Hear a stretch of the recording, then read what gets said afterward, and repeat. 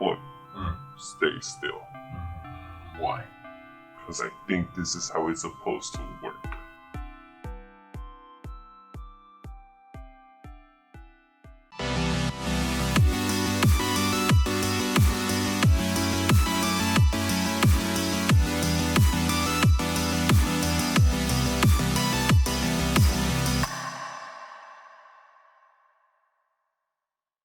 Hey, what's up guys? Now when we started the idea of this channel, one of the things that me and JT talked about is what we are going to do about the restricted content. Now what I mean by restricted content is not all series are going to be like One Piece or Dragon Ball, basically shonen, which are catered to young people. A lot of great stories have dark themes to them, and these stories are either considered seinen or adult, and we want to be able to restrict these videos.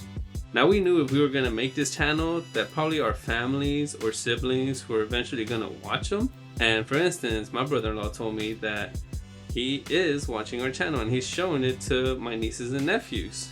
Now there's some anime and manga that I've read, Eric's read, that I probably wouldn't want my nieces and nephews to find out about, at least not until they're age appropriate. So that's one of the big reasons why we will be restricting some of the content that we deem aren't very appropriate for children. But if for some reason someone like my cuñado decides to show an anime that we deem restricted or inappropriate for children, wants to show it to his children, then that's all on him, you know? That's his choice, that's his family, but you know, we tried. Now because we are an up and coming YouTube channel, we're making sure that we're taking responsibility for our content and our videos and making sure that we are restricting the videos that need to be restricted. Unlike some YouTube channels out there that are not doing that, and essentially it's a free-for-all and people can find their videos without any restrictions. An example is a YouTube channel that I used to follow for years. This YouTuber has over 1 million subscribers, and one day he posted a video that said, "You shouldn't read this manga." And I didn't even need to click on the video, I just saw the thumbnail and I recognized one of the characters, and yeah, it is a pretty gruesome, gory manga. And I was like, oof, I wouldn't want my nieces and nephews to ever read that. I do, but you know, I've made my choice. I'm grown up, I think. And I decided to click on it, I was curious to see if he did restrict it, because whoa, it's a terrible manga. And when I clicked on it, boom, no restrictions. Now this YouTuber came to our state once and he had an autograph session, and the line was long because he's a pretty popular YouTuber. I was in that line because I was a fan, and I saw plenty of children in that line. So what I was thinking when I saw him post this video, I'm like, do you not think about the kids that you met or meet in conventions? Like, morally speaking, like, that's pretty irresponsible. Like, sure, you could say it's someone else's problem or that's someone else's kid, but it's you who's putting out that content. And when we talked about making this YouTube channel, that's one of the first big things that I told Eric, that we're probably gonna have to restrict our videos because of some of the material I wouldn't find suitable for my nieces or nephews to watch, or him with his younger siblings.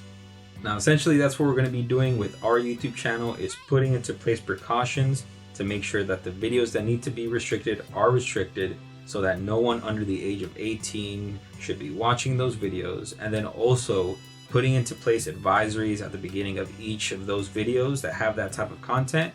That way, again, to ensure no one under the age of 18 are watching those videos, and then also for adults watching those videos, maybe they don't like a lot of gore in the story or violence in the story, that way they know not to watch that video.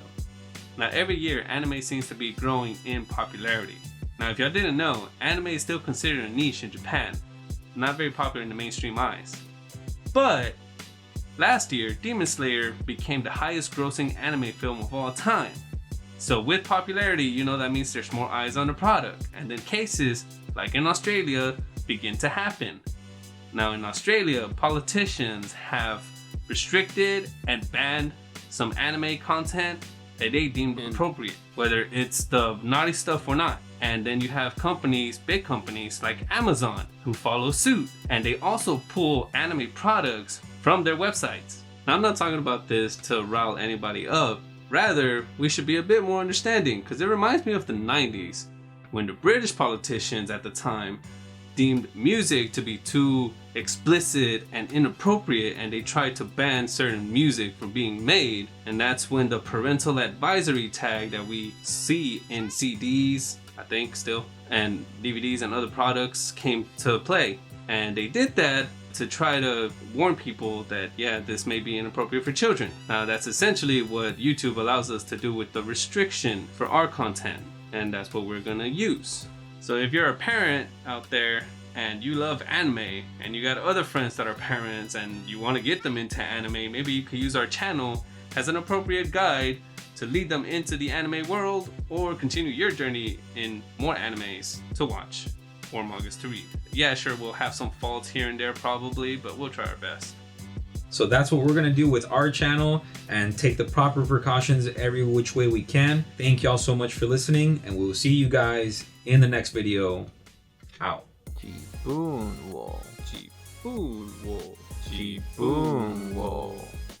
Hey, my guy, I know we just talked about restrictions in videos, but I don't think we ever talked about copyright strikes. So how about you stop, eh?